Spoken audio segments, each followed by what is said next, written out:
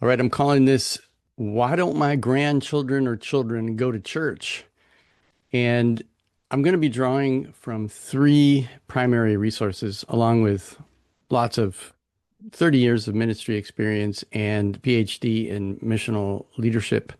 So, but there's three primary resources. If you're interested in this, diving deeper into this, you might want to read these books. The first one is a brand new book by Christian Smith, who is a professor of sociology and the director of the Center for Study of Religion and Society at the University of Notre Dame. It's called Why Religion Went Obsolete. And in this book, he interviews thousands of people in the United States and comes up with what he calls an understanding of the millennial zeitgeist and why religion, institutionalized religion, just is not relevant in the millennial generation. Second source is a book called The End of Theological Education by Ted Smith. Yes, I've got two Smiths, two white guys named Smith in my presentation. And he is professor of divinity and the associate dean of faculty at Emory University, the Candler School of Theology. And this book is particularly looking at theological education but his social analysis of the 20th century, I think, is really, really helpful. And so we can take his social analysis and apply it to the church at large, not just particularly training church leaders. And then finally, Diana Butler Bass, who is a church historian. And I took a class from her where she did this analysis of the 20th century called Theology in Time of Rupture. And I illustrated that talk for her. And then she has subsequently been using these illustrations, and I've been in good conversation with her about that. So those are my three primary sources. And let's start with this big question, right? This observation that in the first half of the 20th century, it was the cultural norm for U.S. citizens to attend church. Church attendance and discipleship to Jesus are very different things, in my opinion, but it was the cultural norm to attend church. And so let's look at this idea of how church was structured. So when you think of it, church was this building that people would go to, and two things happen in the building: the scripture and the sacrament, and variation on different traditions. But the liturgy, or the order of the service, is really designed to be an embodiment of the gospel story, and that is good and it is beautiful.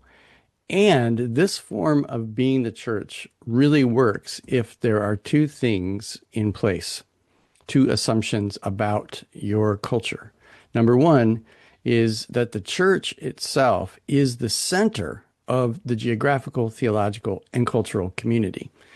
And we're going to talk about just a little bit of how in the late medieval period, in the Western European context, the church literally was the center of everything. Geographically, the center of villages; theologically, like there was no imagination outside of being Christian; and culturally, citizens, either you go to church or you don't, but like the church is the center.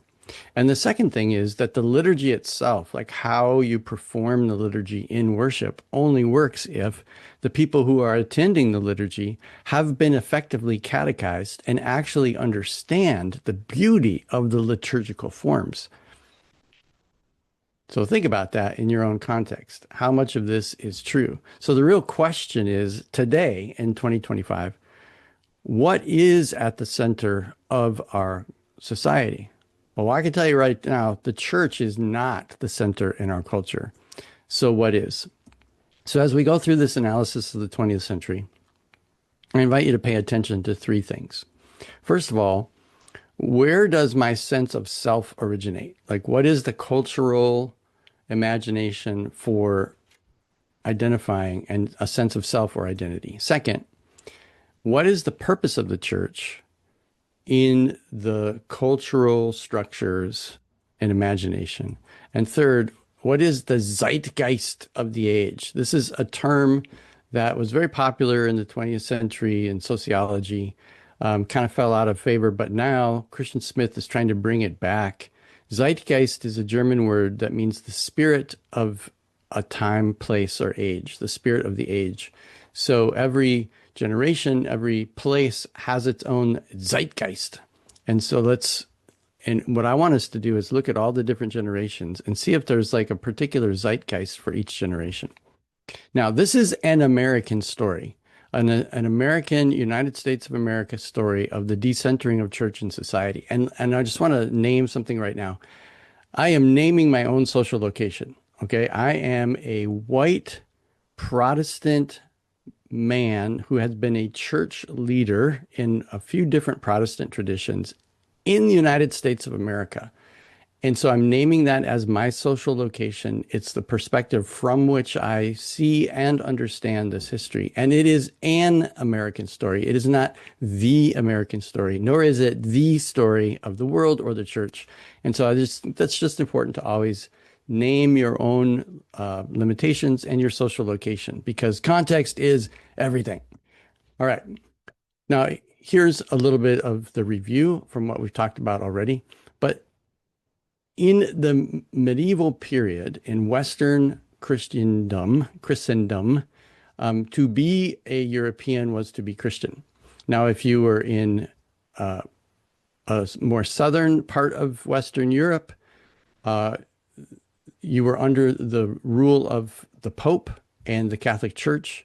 And so the Pope and the King were vying for power in your system.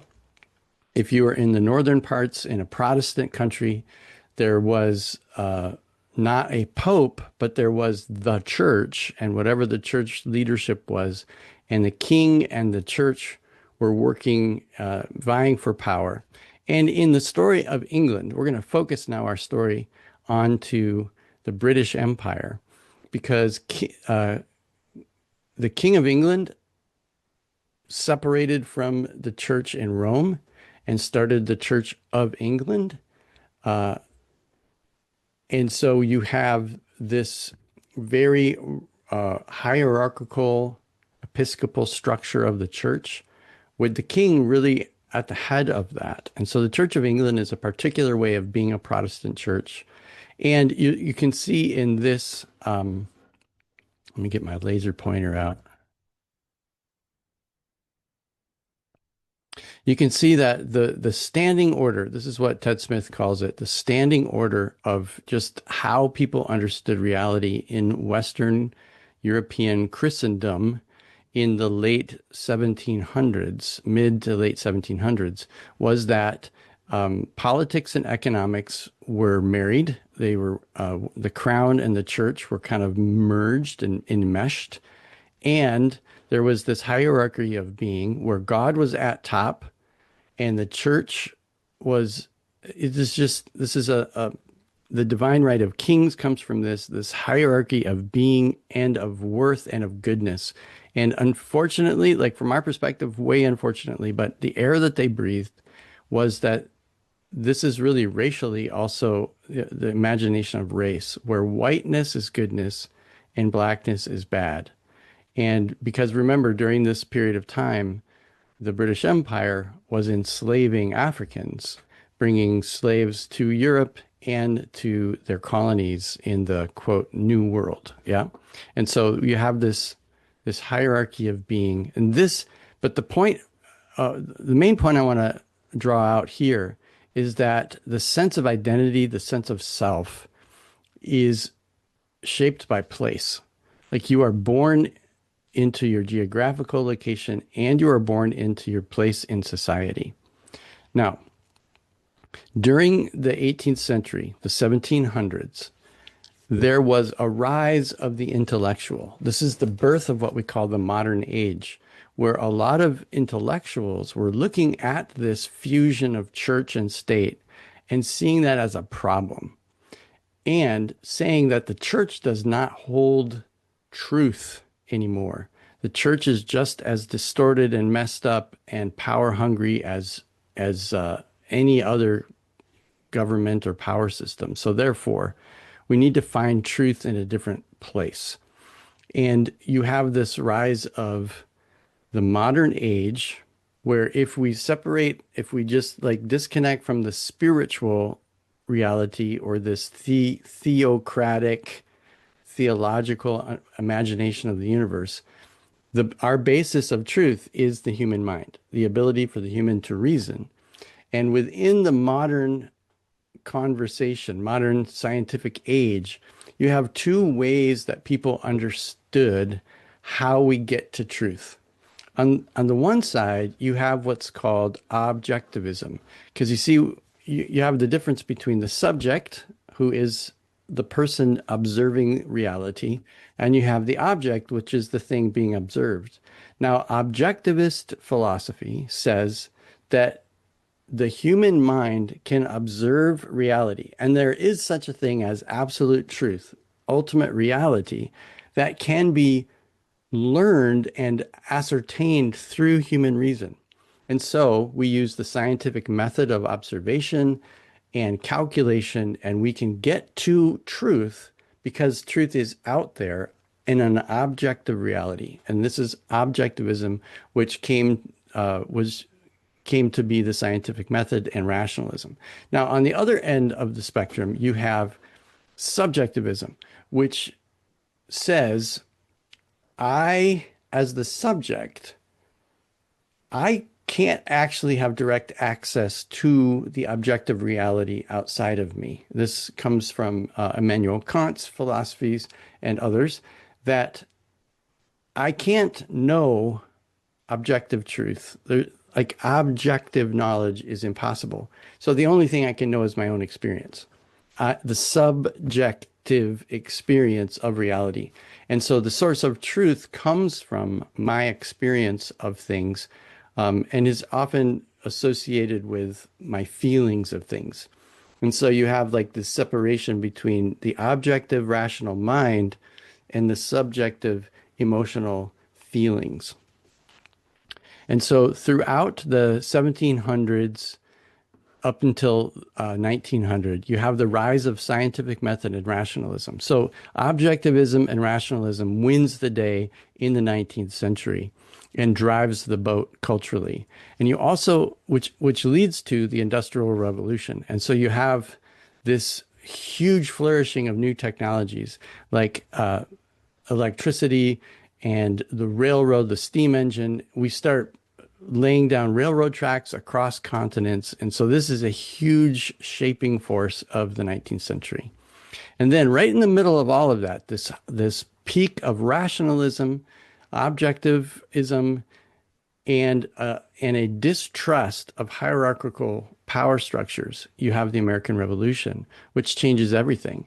That blows up this whole imagination of what society looks like. And so suddenly, for the first time in human history, you are not shaped by where you are born and your station in life. The American dream is that every individual gets to choose who they are and who they want to be. Now, let's just put this into geographical perspective. In 1810, just a few decades after the American Revolution, we only have these states that are actual United States of America. The western frontier was Cincinnati, Ohio. You have this Eurocentric imagination that the Louisiana Territory and the Viceroyalty of New Spain, also known as Mexico, was ours for the taking. And, westward ho, this idea of manifest destiny, the doctrine of discovery, all of that is taking place right at the turn of the 19th century. And then by mid-19th century, we have only half of our states established, and we have a civil war over the debate of slavery, right? And Christian churches are debating whether or not Black humans are actually fully human, right? And so this whole spirit of the 19th century in the United States of America is really driven by a radical individualism, this idea that I, as an individual, have the right to choose my life and create my own destiny. So this is what society kind of looks like in this period of time. There is a huge divide between the private world and the public world. And the private world is where you can have your feelings, right? So this is also kind of along the same fault lines between objectivism and subjectivism, right? So the subjective world is what I think, what I feel, my private opinions about things. And so the church now becomes a voluntary association. It is a place where you can choose which group of people shapes your sense of identity. Let's go back here to this one. You see how the association I choose shapes me. And we also have to name the fact that in the 19th century, when we're talking about the individual rights, only white males who have land have the rights to vote and things like that. Women couldn't vote. People of color couldn't vote. So let's just keep that in mind. But it's true. Like, this is the imagination of the United States in the 19th century. And so you have, just imagine, you've got, in the late 19th century, you start having another wave of European immigration. So you have Scandinavians and Norwegians bringing their Lutheran churches with them. You have Irish bringing their Catholic churches with them. You have these different ethnic groups. That's what EG stands for here. You have different ethnic groups. You have Roman Catholic churches being built. You have all the various Protestant churches. And so in every town, there was no church in the center of the village. There was multiple churches, right? You could choose which association. And if you were born into a church, your particular family's society may have created cultural norms to keep you within that church. But the United States of America gave you an imagination that you had the freedom to even walk away from that and choose whatever you want. And if your voluntary association was the Kiwanis Club or the Rotary Club or the bowling club down the street, it didn't matter, because this is private. That's up to you. Now, in the public sphere, just the facts, man. This is like dragnet theology, where the only truth that is allowed in the public sphere is that which can be demonstrated by math and science. You have this very objectivist, rationalist concept of truth. And you have a fight for what is at the center of society. We're underneath this sacred canopy of economics and politics. This is the air that we breathe. These are the gods that we worship. Quite honestly, the gods we worship, economics and politics. Who has the power is the people who have the money and the ability to vote and shape legislation. And so you have this question of what's at the center. Is it our finances, the financial district at the center? Is it our government with our partisan politics at the center? Is it our educational system, which is shaping the leaders of the future? Is it our business district, which is the economics, which is the center of economics between business and finance? And we have, in the late 19th century and the early 20th century, we have this rise of the entertainment world and its ability to shape culture, right? So you've got all of these things at play. But again, the question is, what is at the center? Well, it sure isn't the church over here. And you also have to keep in mind this distribution of wealth and power. Now, this is true across all civilizations, right? Typically, civilizations are built where a very, very few people have the most amount of power. The fewest amount of people have the most amount of power. And most people are poor or uber poor, and they have zero power, right? And then you have what makes the United States unique in human history is you have this huge middle class. And the middle class has this hope of upward mobility into being rich and powerful. Whereas in the medieval world, that imagination of upward mobility in the middle class wasn't nearly as much of a factor. Now, Christian Smith takes this analysis of the first half of the 20th century, and he says, in that context, what is religion really good for? And first of all, he says, religion is where you find your morals, where you find what is right and what is wrong. It is where it's really positive psychology. Like if you want to feel good about yourself, go to church. Uh, Church is good for getting along with others. You know, people at church tend to be nicer than people who don't go to church, maybe. Uh, Church is good for modeling from one generation to the next generation, right? That's a good thing. And church is good for moderation because you have this cultural, you have a lot of churches have this pietistic system of, you know, good behavior, bad behavior, and you can learn to moderate your behavior through this cultural gathering. And then also there's national solidarity. This was especially true during the world wars, and we'll get to that in a minute. But when a nation feels threatened, the churches were a place where people would come to and find solidarity. It's like we are, you know, after World War II, we saw that the government implemented this one nation under God. It wasn't until then that we had this idea of this national solidarity under a Christian church identity. It's an interesting thing. So what Christian Smith coined this term as he did research actually in the early 21st century of youth, which is the last holdover of this cultural uh, zeitgeist of religion, that religion is good for moralistic therapeutic deism.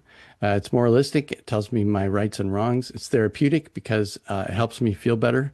And it's deism because God is not really actively involved in my life or in the world. God is just this concept of a creator. But that really is what religion was in the first half of the 20th century for our society.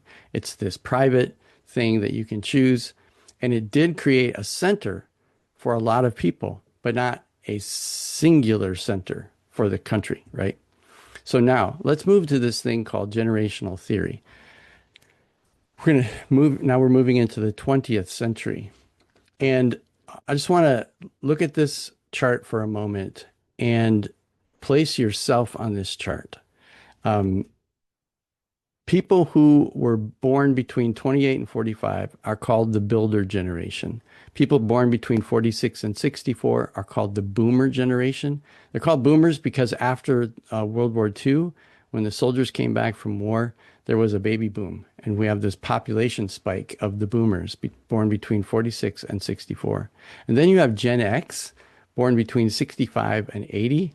You have the millennial generation, born between 81 and 96. You have Generation Z or Gen Z, born between 97 and 2012. And then you have Gen Alpha, the children that have been born in the last 15 years.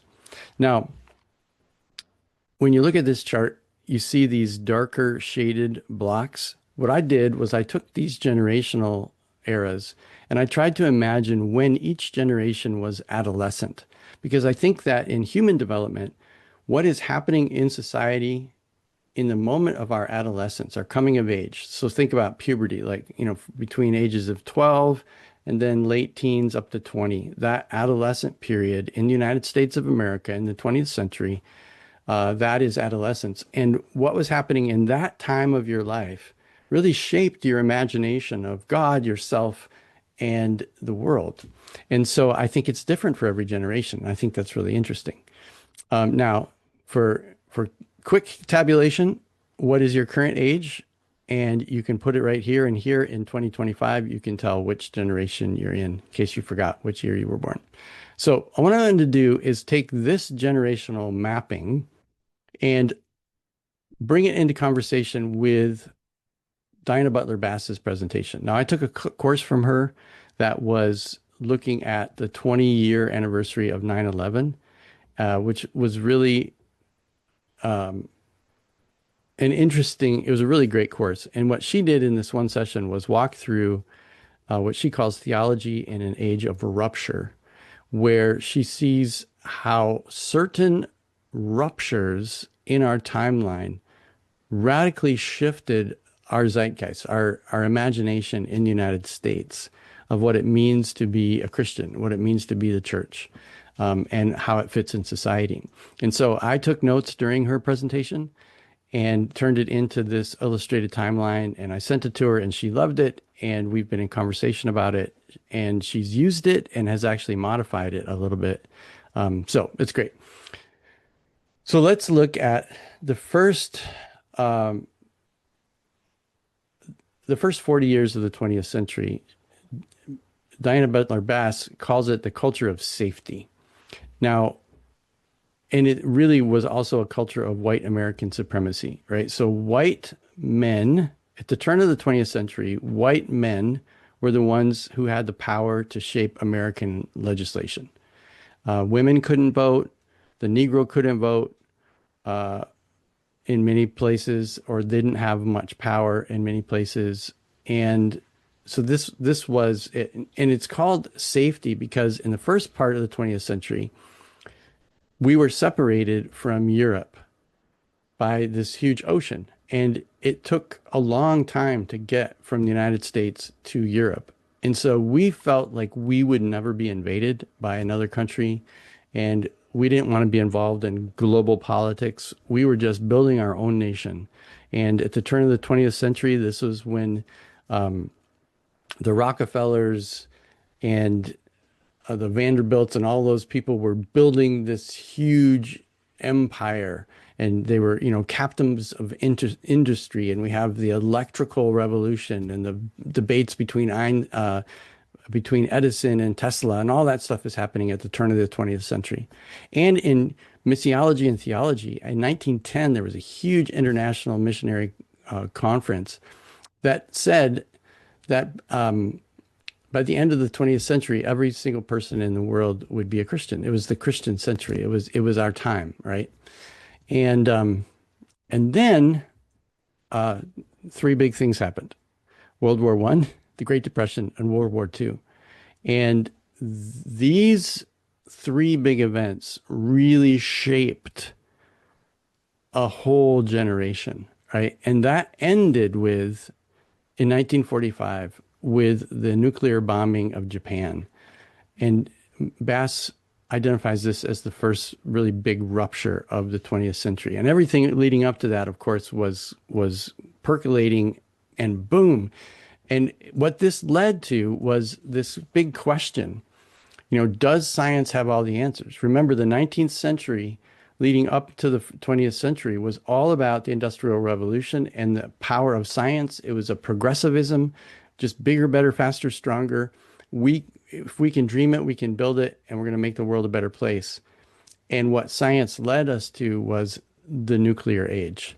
And so a lot of people in the academy who have been working with subjectivist ideas all throughout the 19th century, they start having a stronger voice because they're able to say, look at this, where did science really solve the world's problems?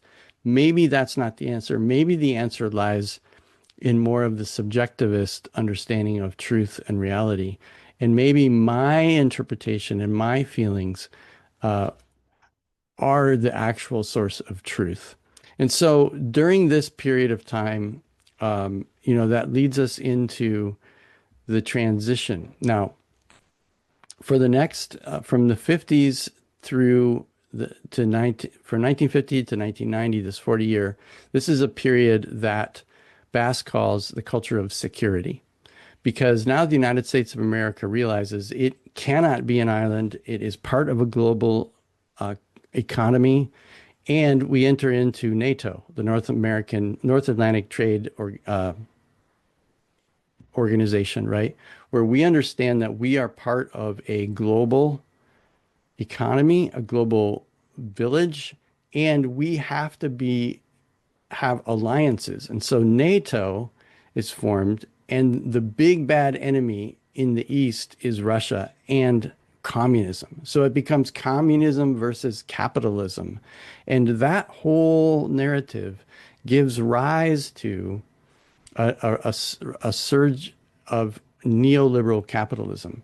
And this, what led to, in the 19th century, with the Rockefellers and all those, big money, big power, monopolies, that led to destruction. And so there was a swing to where the federal government came in and regulated all of these, broke down the monopolies and all of that.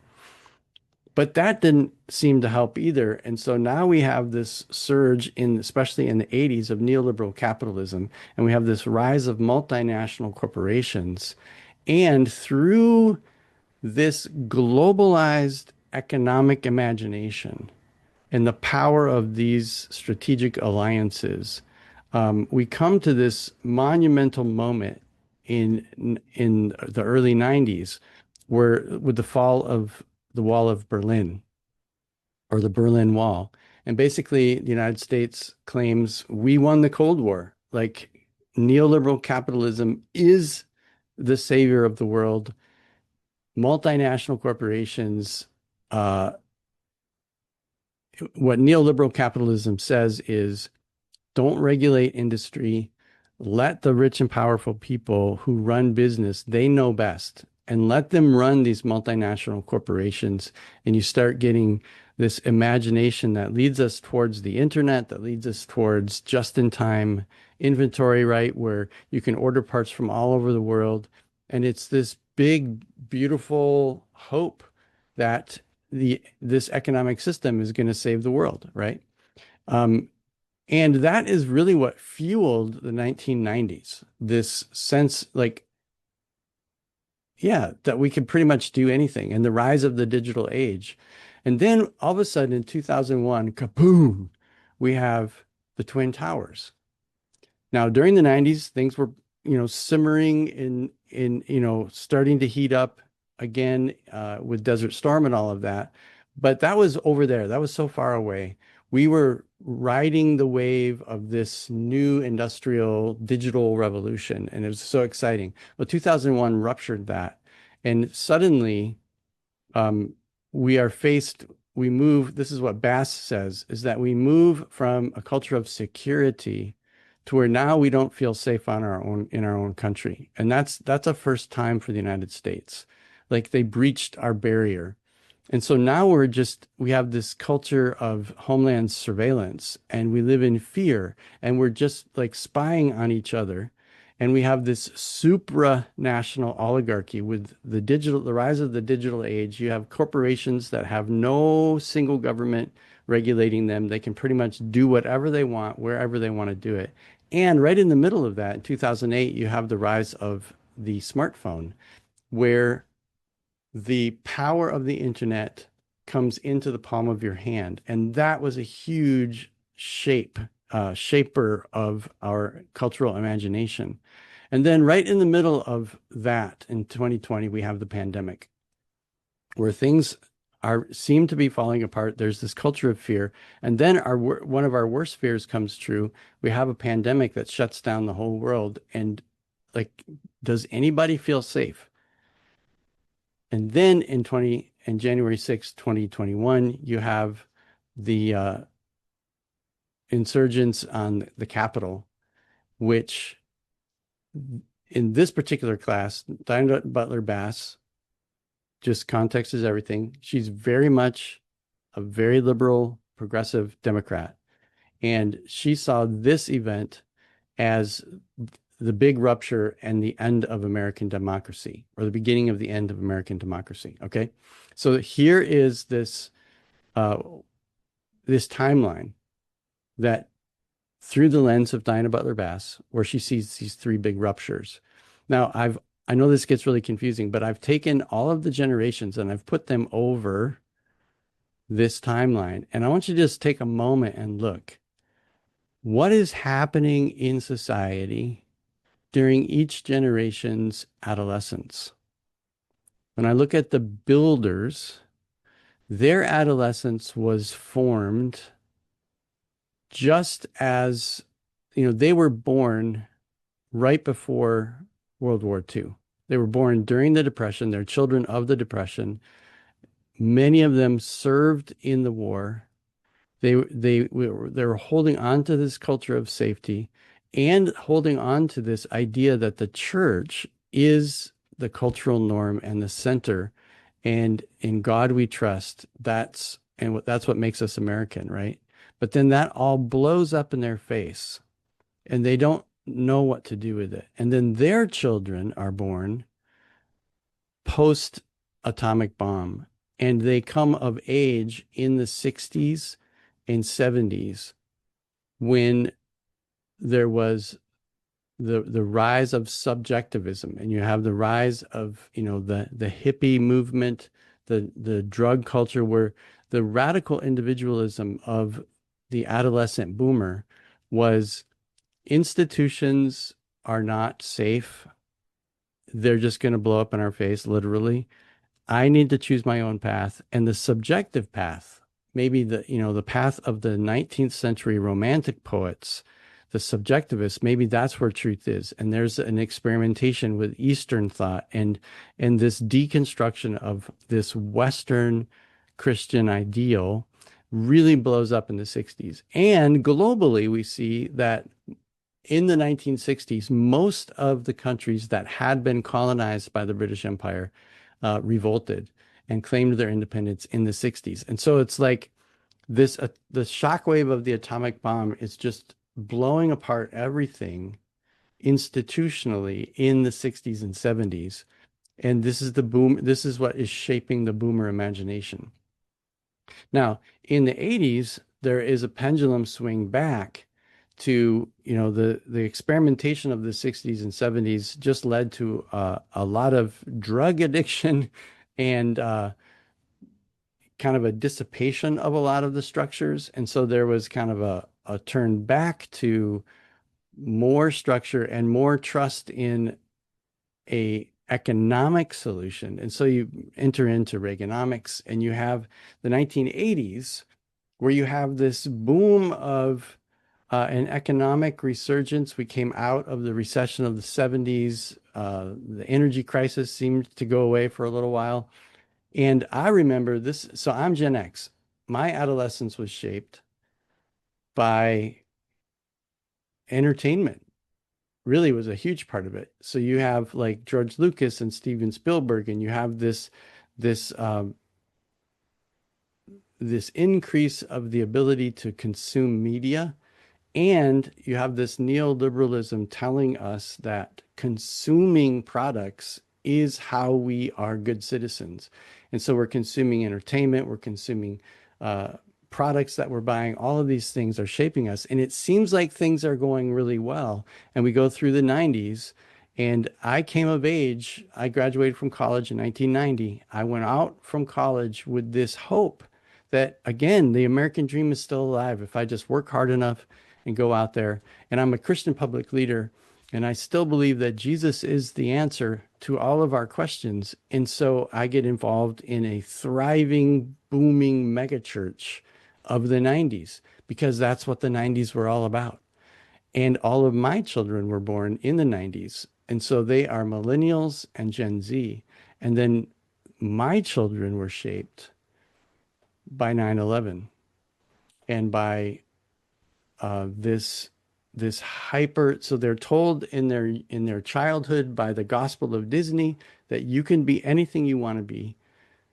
You are a radical individual. Don't let anybody tell you who you are.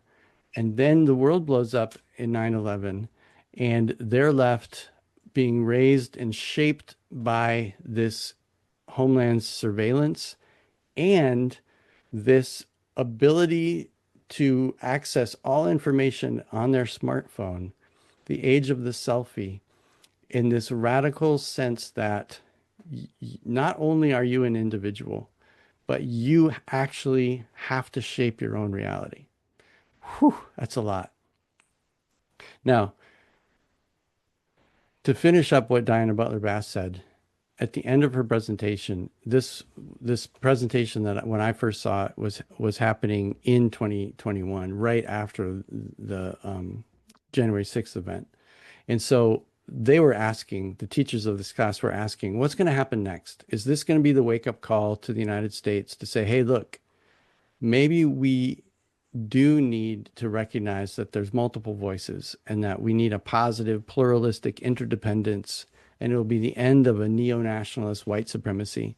Or it could be just the beginning of violent neo-nationalist tribalism. And they were saying that in 2021. And so she called me up and she said, "Hey, I'd like you to addend this. And after the election of 2024, she said, I want you to draw this." And so she says, I think we've entered into a culture of submission. It's like, get with the program or you're out. And we can see that happening across the country in lots of different ways. So, all right. Now, I want to bring Christian Smith's book, Why Religion Went Obsolete, into conversation with this. And he names these decades. I've kind of already done that a little bit, but he says, so in the 50s, post World War II, he says the 50s were an anxious normalcy. The 60s were this troubled optimism where, this is the rise of the hippie movement and the 60s cultural revolutions. But then the 70s, we have an energy crisis. There's this shaken anxiety, and you have, Nixon and all that stuff. And then in the 80s, you have this hopeful rebirth with Reaganomics and neoliberalism. And then the 90s, where it's this boundary breaking exhilaration of the digital revolution. The internet's going to change everything. And then the 2000s, we have this depressing gloom. And so we go back to my illustration from Ted Smith's book, where we have very solidly moved from the age of association, where I can choose an association like a church to shape my identity, to where millennial and Gen Z and now Gen Alpha are living in a world where they are told, I must author myself, and I am social capital. Anything I associate with must reflect my authentic self. So they no longer have a need for an institution to shape them. They don't trust institutions because institutions are corrupt. And so they're left with nothing but themselves. And so this is, in 150 years, we've moved from this place shapes me to I must shape myself. Now, I just want to go through really quickly one last part from Ted Smith's End of Theological Education. In chapter 2, he talks about the power of individualization. And I think this is really key to our whole question.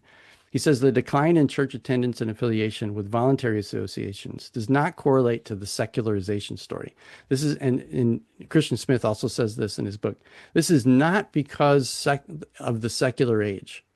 It's not because religion failed, because actually people in the millennial zeitgeist are actually more spiritually minded than we've been in a long time. They're just not religious. This is the end of institutional religion, not spirituality. And so the changes are not from more religious to less, but from one dominant way of imagining the relationships of individuals, institutions, the state, and God to something else.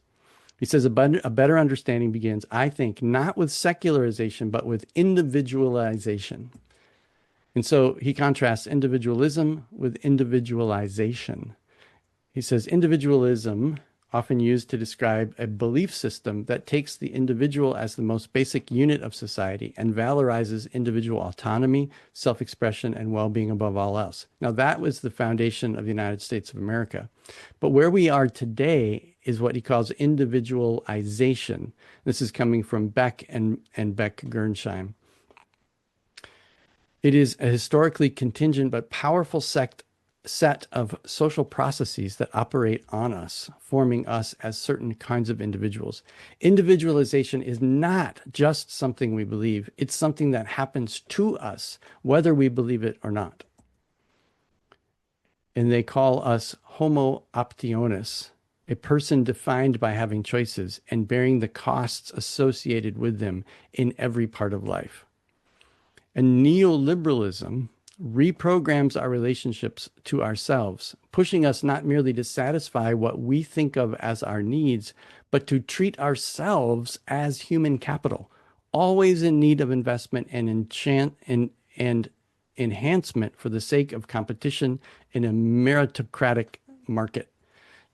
Put this into context with our Gen Z world, our Gen Z folks today. What drives them is being famous, getting likes, being known, because they are the commodity. Their own self is the commodity that they're trying to sell out in the marketplace.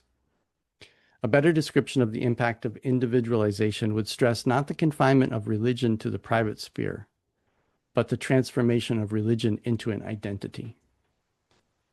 Now, the private sphere, remember my separation between private and public. That was the first half of the 20th century. But now we have this radical, each individual self. My religion, like it's basically tailor-made. I create my own religion in order to create my own identity, which is also known as expressivism, which is the radical extreme of subjectivism. The expressivist outlook takes autonomy a stage farther. The religious life or practice that I become part of must not only be my choice, but it must speak to me. It must make sense in terms of my spiritual development as I understand it. So it's not that I am shaped by the creed or the religion that tells me who I am. I am telling the religion what I need it to be, and then I believe that. So this brings us back to the beginning. What is at the center? If the church is at the center of the geographical, theological, and cultural community, and the people who attend it have been effectively catechized, and that catechism shapes their identity, then going to church on Sunday for word and sacrament makes a ton of sense. And here's the thing. There are still people in the world who this makes sense, right? If you were raised in a church culture that shielded you from all of this, then you can go to church and it will shape you and make sense to you. And that is becoming less and less frequent and almost non-existent in the younger generations. But what if the church was never supposed to be this kind of a center in the political social structure? But what if the church has always been about making disciples of Jesus? Discipleship is the condition, the character, the office, the skill of being an apprentice to Jesus. What if that became the focus of the church? Because all human systems have been messed up, right? When Jesus was doing his ministry and his disciples, he was challenging the corruption of his social structure, just like we are today. And so here's a shift of imagination in our society today. The church of the early 20th century, a church that was a carryover of Christendom and that imagination, runs like this. The event happens on a Sunday morning where you have music, you have a sermon, you have a building, you have adult ministry, you have children's ministry, and it takes a ton of money to run that event. And the event is led by professionals, pastors who have gone to graduate school, gotten credentials and professional degrees so that they can run the event properly. And then the idea is you attract people to come to the event. What if that was never the idea and intent of the church? But what if a church was centered around groups of people creating spaces where people first can feel that they belong, that they are safe, that they are beloved, and then they can learn the practices of what it looks like in action to love God and to love their neighbor. And this is why the spiritual practices are important, is that it trains our behavior to be disciples of Jesus, to love God with our whole heart, mind, soul, and strength, and to love our neighbor as ourselves. And then after you've experienced the transformational power of the risen Christ in your life, and you've been conformed in the character and the theology and the wisdom and the sentness of who Jesus is, then your belief, your trust is in that. Wouldn't it be cool if that was why we did church? Making disciples. And so what I will say to my audience of senior adults who are wondering why their children is this. It's not about your children going to church. It's about whether your grandchildren and your children see Jesus in you and help them. Maybe it's your calling to help them become disciples of Christ.